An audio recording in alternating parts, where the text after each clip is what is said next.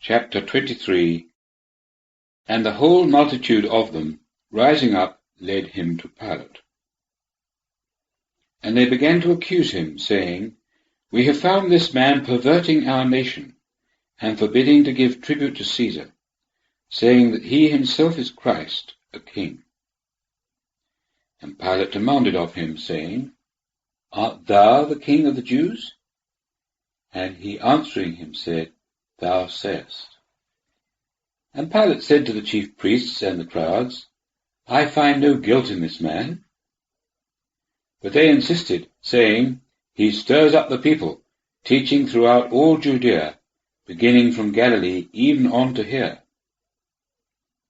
But Pilate, having heard Galilee named, demanded if the man were a Galilean.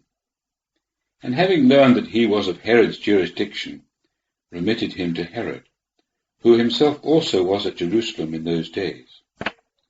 And when Herod saw Jesus, he greatly rejoiced, for he had been a long while desirous of seeing him, because of hearing many things concerning him.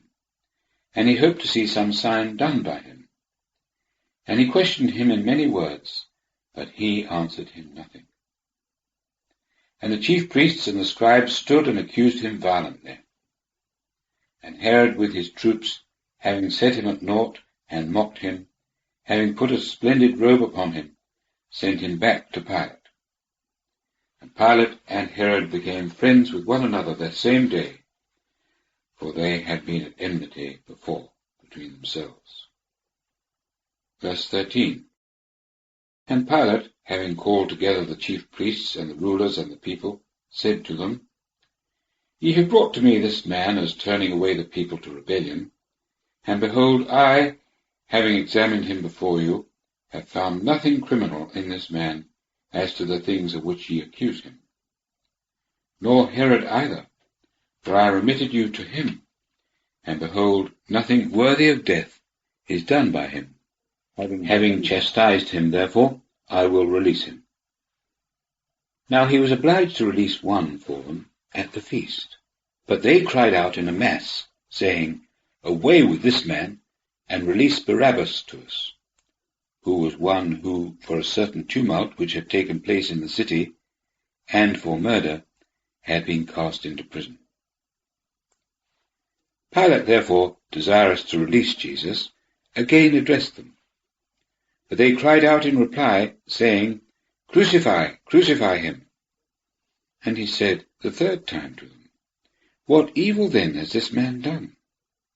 I have found no cause of death in him. I will chastise him therefore, and release him. But they were urgent with loud voices, begging that he might be crucified. And their voices and those of the chief priests prevailed. And Pilate adjudged that what they had begged should take place. And he released him who, for tumult and murder, had been cast into prison, whom they begged for, and Jesus he delivered up to their will. Verse 26. And as they led him away, they laid hold on a certain Simon, a Cyrenian, coming from the field, and put the cross upon him to bear it behind Jesus. And a great multitude of the people, and of women who wailed and lamented him, followed him. And Jesus, turning round to them, said, Daughters of Jerusalem, do not weep over me, but weep over yourselves and over your children.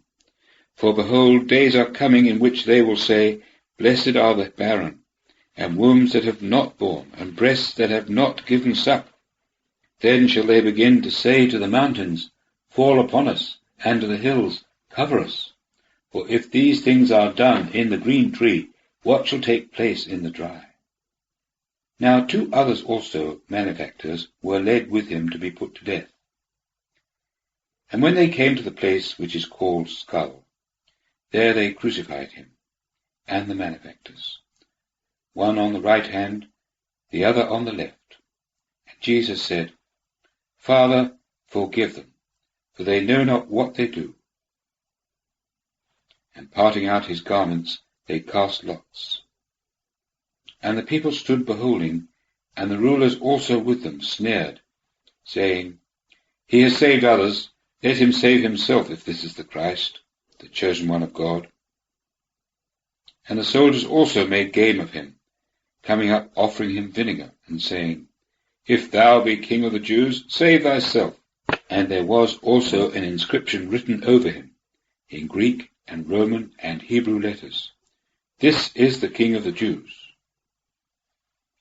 Verse 39. Now one of the malefactors who had been hanged spoke insultingly to him, saying, Art not thou the Christ? Save thyself and us. But the other, answering, rebuked him, saying, Dost thou too not fear God, thou that art under the same judgment?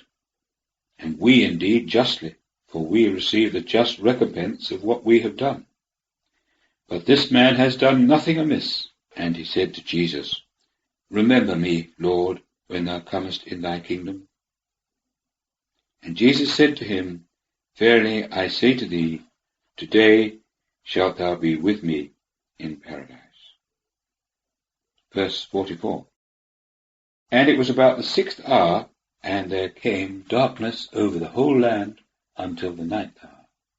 And the sun was darkened, and the veil of the temple rent in the midst. And Jesus, having cried with a loud voice, said, Father, into thy hands I commit my spirit. And having said this, he expired. Verse 47. Now the centurion, seeing what took place, glorified God, saying, In very deed this man was just. And all the crowds who had come together to that sight, having seen the things that took place, returned, beating their breasts. And all those who knew him stood afar off, the women also who had followed him from Galilee, beholding these things. Verse 15. And behold, a man named Joseph, who was a counselor, a good man and a just. This man had not assented to their counsel indeed, of Arimathea, a city of the Jews, who also waited himself also for the kingdom of God. He, having gone to Pilate, begged the body of Jesus, and having taken it down, wrapped it in fine linen, and placed him in a tomb hewn in the rock, where no one had ever been laid. And it was preparation day, and the Sabbath twilight was coming on. And women who had come along with him out of Galilee, having followed, saw the sepulchre, and how his body was placed.